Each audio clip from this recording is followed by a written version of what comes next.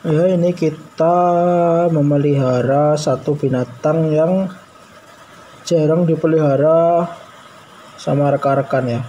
Karena mungkin di sini harganya itu belum terlalu naik ya. Ini nih belalang sembah atau mantis, atau di Jawa bilang walang kadung. Walang kadung. Nah, ini kita pelihara di kotak seperti ini dengan settingan kandang tanah subur, kemudian atasnya kita beri daun-daunan kering supaya seperti di alamnya, kemudian diberi seperti batang-batang kering ya, batang-batang yang sudah mengering untuk dia bermanuver. Nah, ini dia mantis. Kemarin kita itu dapat, dulu itu kecil, beberapa hari yang lalu itu kecil banget, masih baby, dan ini udah remaja ya.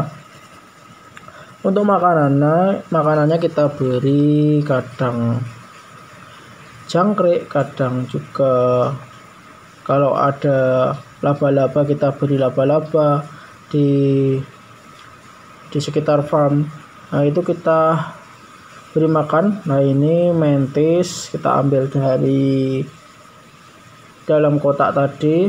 Kita dapat yang jenis ini ya. Mungkin rekan-rekan yang tahu jenisnya bisa ditulis di komentar. Warnanya coklat seperti ini. Belum banyak banget yang budidaya mantis. Sebenarnya mantis ini sangat bermanfaat bagi para petani karena dia predator bagi belalang. Belalang yang makan daun, kemudian juga ngengat, lalat, laba-laba, kutu daun, dan kupu-kupu. Nah, ini sangat bermanfaat.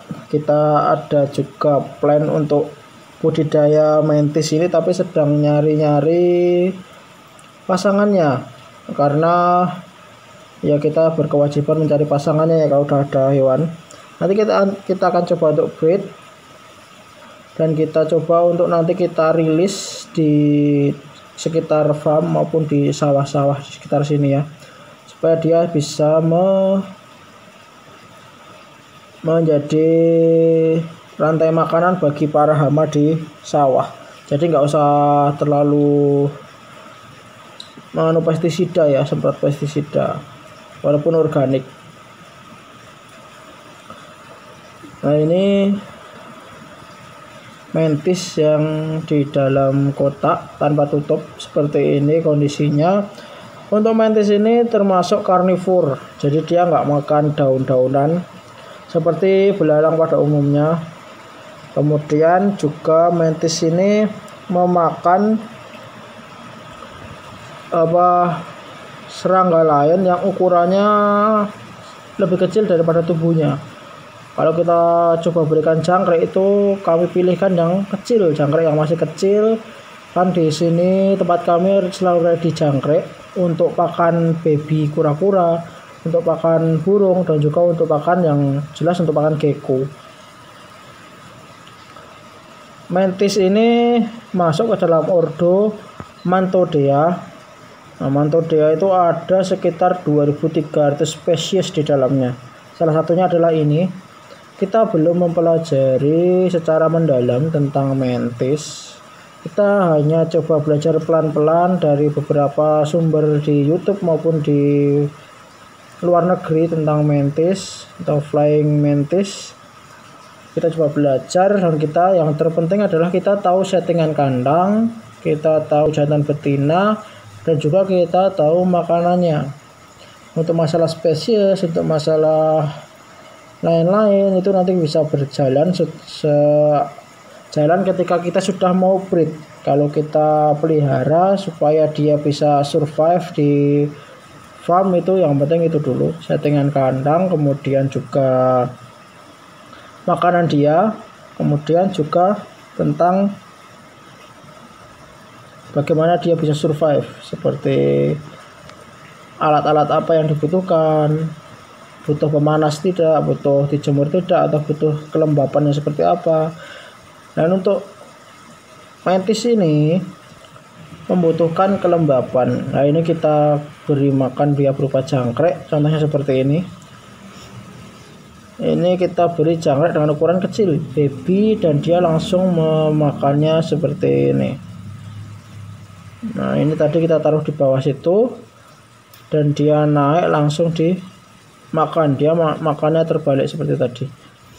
Nah, untuk menjaga kelembapan dari mantis atau settingan kolam, kita bisa semprot kandang mantis dengan semprotan, atau bisa juga ditaruh air di dalam cepukan, air dicepuk di dalam kandang mantis. Nah, ini bisa disemprot seperti ini. Bisa disemprot setiap hari karena dia minum itu dari embun-embun di atas ini. Kita buat seperti embun karena itu untuk mantis minum. Nah, dia minum dari air yang ada di atas. Selain menjaga kelembapan, semprotan lebih kita rekomendasikan karena untuk minum dia. Kalau cepuk itu hanya untuk kelembapan saja. Kalau disemprot bisa untuk minum juga, selain untuk kelembapan. Dan daunnya ini kan belum kering ya. Ya, kami sarankan daun yang kering. Tapi daun yang belum kering juga tidak jadi masalah. Yang terpenting adalah kelembapan dari mantis dan dia tidak terkena tanah yang basah secara langsung itu.